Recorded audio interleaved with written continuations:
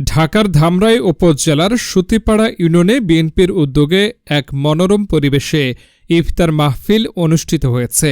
বিএনপির ভারপ্রাপ্ত চেয়ারম্যান তারেক রহমানের নির্দেশনায় আয়োজিত এই মাহফিলে সিয়াম সাধনার তাৎপর্য তুলে ধরা হয় এবং দলীয় নেতাকর্মীদের মধ্যে ঐক্য ও সংহতি আরও সুদৃঢ় করার আহ্বান জানানো হয়। ইফতার মাহফিলে সভাপতিত্ব করেন সাবেক প্রধান শিক্ষক সুতিপাড়া সরকারি প্রাথমিক বিদ্যালয় মোহাম্মদ জালাল উদ্দিন।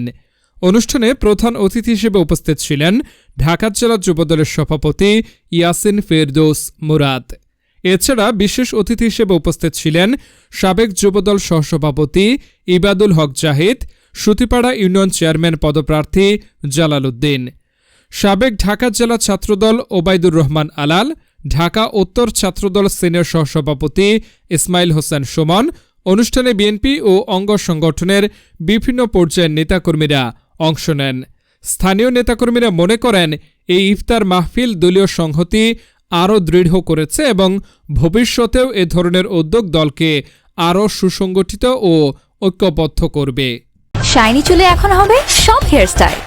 সিল্কোর দ্বিগুণ শাইনি চুল প্রতিদিন। আজকে কিন্তু এইখানে আমরা সকলে একত্রিত হয়েছি।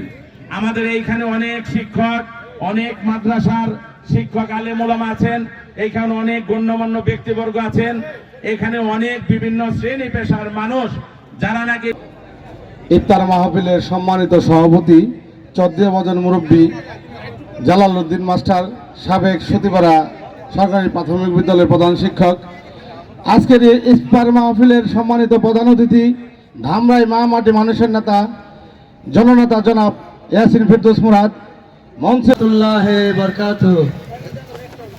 বিসমিল্লাহির রহমানির রহিম। আমি বেশি কিছু